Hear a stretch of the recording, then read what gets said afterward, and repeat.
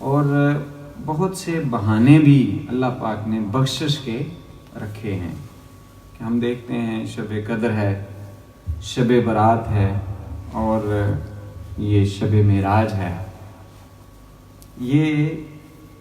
جہاں حضور نبی پاک صلی اللہ علیہ وآلہ وسلم کو نوازنے والے مواقع ہیں، یا یوں کہہ لیجئے کہ حقیقت میں تو ان راتوں کو اور وہ جو خاص دن ہوتے ہیں نا، ان کو بھی اعزاز کچھ اہل علم نے، ماہرین نے کہا ہے کہ حضور نبی پاک صلی اللہ علیہ وسلم کی بدولت ملا ہے۔ اور یہ بھی ایک قابل غور بات ہے کہ اللہ رب العزت نے جمعے کا دن کتنا بابرکت دن ہوتا ہے۔ حضور نبی پاک صلی اللہ علیہ وسلم کی ولادت کا دن کون سا ہے؟ پیر۔ جمعے کا دن نہیں رکھا، کیوں؟ کہ یہ نہ سمجھ لیا جائے کہ حضور کو جو مرتبہ ملا ہے وہ جمعے کے دن کی وجہ سے ملا ہے، بلکہ آقا دو جہاں صلی اللہ علیہ وآلہ وسلم کی ولادت باسعادت پیر والے دن کر کے اللہ پاک نے آپ کی ولادت کے صدقے سے پیر کو عظمت عطا فرما دی ہے۔ کہ جمعے کے وجہ سے پھر ذہن میں یہ آ سکتا تھا نا کہ جی جمعے والے دن آپ صلی اللہ علیہ وسلم کی پیدائش ہوئی ہے، اس وجہ سے ایک بہت بڑا یہ آپ کو اعزاز ملا ہے۔ نہیں، جیسے وہ کہا جاتا ہے نا، ما مدح تو مقالتی، ما مدح تو محمد نے مقالتی، میں نے اپنی گفتگو کر کے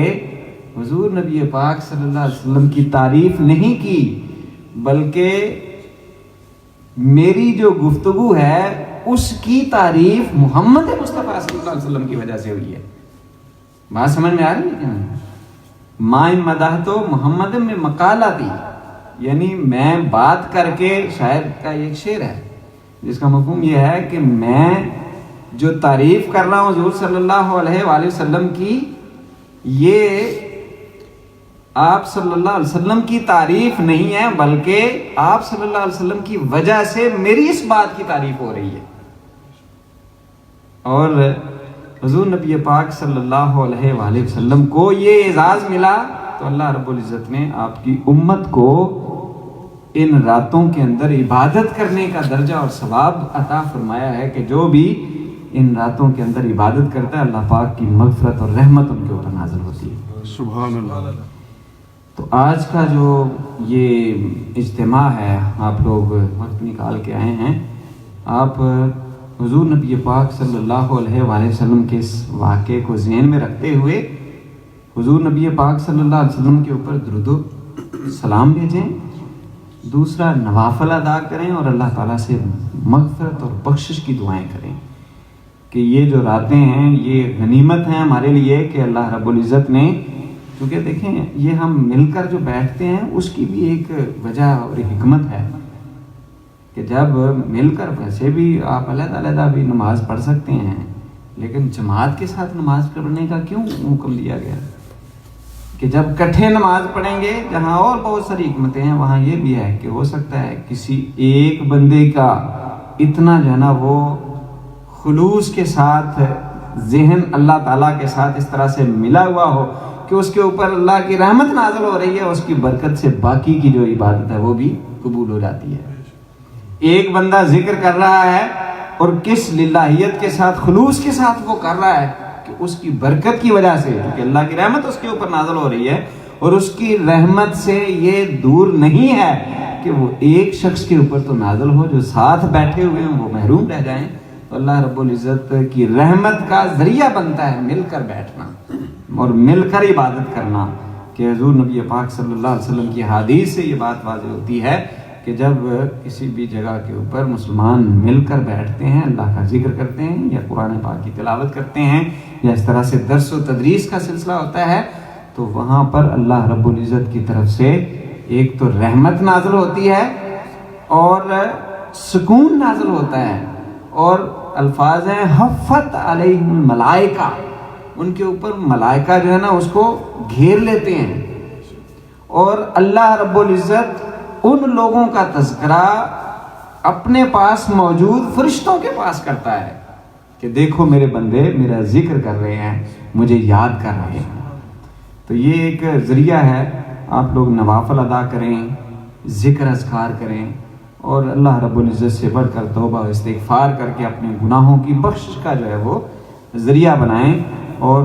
یہ سلامتی اللہ رب العزت کی طرف سے جو ملتی ہے، یہ جو چانسز ملتے ہیں، مواقع ملتے ہیں، تو ان سے خوب استفادہ کرنا چاہیے. اور اللہ تعالیٰ کی رحمت کو، یوں تو اللہ رب العزت کی رحمت بڑی وسیع ہے، لیکن خاص مواقعوں کے اوپر اللہ کی رحمت جو ہے وہ پورے جوبن پر ہوتی ہے، اور اس سے زیادہ فائدہ اٹھایا جا سکتا ہے. اس سے زیادہ جو ہے نا وہ بندہ اپنے گناہوں کی معافی مانگ لیتا ہے، بخشش ہو جاتی ہے. چونکہ شب معراج کے اندر حضور نبی پاک صلی اللہ علیہ وآلہ وسلم نے بہت سارے مشاہدات بھی کیے ہیں، بہت ساری چیزوں کو دیکھا بھی ہے. جہاں جنت کے مشاہدے کیے ہیں، جہاں حضرت بلال حبشی رضی اللہ تعالیٰ عنہ کی جو قدموں کی آہٹ وہاں سنی ہے، کہ پھر آگے پوچھا کہ بلال تم کون سا عمل کرتے ہو کہ جس کی وجہ سے میں نے تمہاری جنت کے اندر جو قدموں کی آواز سنی ہے. کہاں بلال حبشی کہ جو ایک ادنا غلام تھے، حضور نبی پاک صلی اللہ علیہ وآلہ وسلم کے ساتھ تعلق اور نسبت کی وجہ سے، حضور نبی پاک صلی اللہ علیہ وسلم کے ساتھ ملنے کی وجہ سے، صحابی کا درجہ حاصل کرنے کی وجہ سے کس قدر اعلیٰ درجے اور مقام کے اوپر پہنچ جاتے ہیں کہ قدموں کی آواز ان کی حضور صلی اللہ علیہ وسلم جنت کے اندر سنتے ہیں. تو جہنم کے اندر بھی جو مناظر ہیں وہ بھی دکھائے جاتے ہیں کہ کون سے لوگ جو ہیں وہ جہنم کے اندر عذاب کے اندر پڑے ہوئے ہیں. تو وہ جو کام ہیں کہ جو غیبت ہے، جو چغلی ہے، یا ایسے نماز کو چھوڑنا ہے، فرض نماز جو ہے ترک کرنا ہے، اس کے اوپر جو ہے نا آپ صلی اللہ علیہ وسلم نے اس میں بیان کیا کہ کچھ لوگوں کو عذاب ہو رہا تھا. کچھ سود کھانے والے لوگوں کے لیے جو ہے نا وہ بھی عذاب کا اس کے اندر بیان ہے. بہت ساری چیزیں جو آپ صلی اللہ علیہ وآلہ وسلم نے اس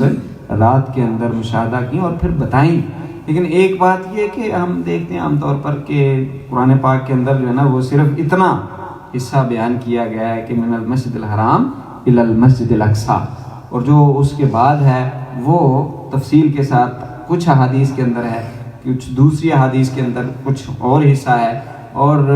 سورہ نجم کے اندر بھی اس کا ضمنی طور پر بیان ہے. لیکن کچھ جو حصہ واضح طور پر بیان کیا ہے، اس کی حکمتیں اللہ رب العزت بے شمار حکمتیں ہو سکتی ہیں، اس کی جو جانتا ہے. لیکن ہمیں جو محسوس ہوتا ہے وہ یہ کہ یہ جو زمینی سیر تھی مسجد حرام سے لے کر مسجد اقصی تک، یہ چونکہ ظاہری دنیا کے اندر تھی، اس لیے اس کو بالکل لوگوں کے لیے جو ظاہری طور پر جو اس کو سمجھ سکتے تھے ان کے لیے اللہ رب العزت نے واضح طور پر بیان کر دی کہ سبحان الذی اسریٰ بعبدہ لیلا من المسجد الحرام الی المسجد الاقصی. چونکہ ہماری جو رسائی ہے وہ یہیں تک ہے، لیکن کچھ اللہ تعالیٰ کے جو حضرت ابوبکر صدیق رضی اللہ تعالیٰ عنہ جیسے ہیں، حضرت عمر فاروق رضی اللہ تعالیٰ عنہ جیسے ہیں، حضرت عثمان غنی اور حضرت علی المرتضیٰ رضی اللہ تعالیٰ عنہ جیسی ہستیاں ہیں، ان کے لیے حضور نبی پاک صلی اللہ علیہ وآلہ وسلم نے جو تفصیلات باقی تھیں ان کو بھی بیان کیا، اور اللہ رب العزت نے اشارتاً اپنے خاص لوگوں کو جو ہے نا وہ جو اس کو سمجھ سکتے تھے ان کے لیے جو ہے نا وہ بھی بیان کر دیا. اس لیے ہمیں محسوس ہوتا ہے کہ کچھ حصہ جو ہے نا وہ کچھ احادیث کے اندر کوئی ایک بات کسی اور حدیث کے اندر، تو وہ لوگوں کی صلاحیت کے مطابق کہا جاتا ہے نا کہ کلم الناس علی قدر عقولہم، کہ لوگوں کے ساتھ ان کی عقل اور سمجھ کے مطابق گفتگو کرنی چاہیے. تو حضور نبی پاک صلی اللہ علیہ وسلم بھی جب دیکھتے کفار و مشرکین وہ جو سمجھ سکتے تھے، انہیں کیا پتا ملائے اعلیٰ کیا ہے،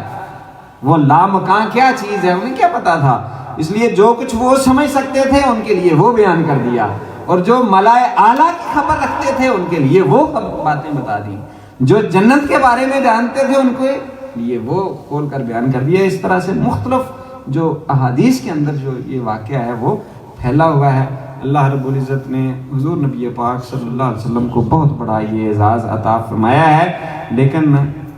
حضور صلی اللہ علیہ وسلم کے صدقے سے اللہ رب العزت نے آپ صلی اللہ علیہ وسلم کی امت کو بھی بہت بڑا اعزاز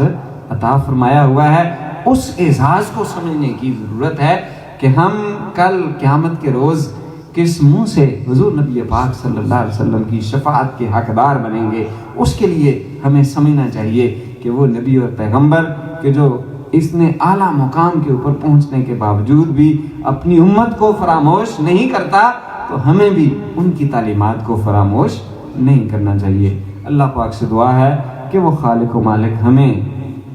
یہ جو آج کی رات ہے اس میں زیادہ سے زیادہ عبادت کرنے کی توفیق عطا فرمائے، اور اپنے گناہوں کی بخشش اور توبہ کرنے کی توفیق عطا فرمائے، اور اپنی زندگی کے اندر اسلامی تعلیمات کو نافذ کرنے کی اللہ رب العزت ہمیں توفیق بخشے۔ وما علیہ الا البلاغ۔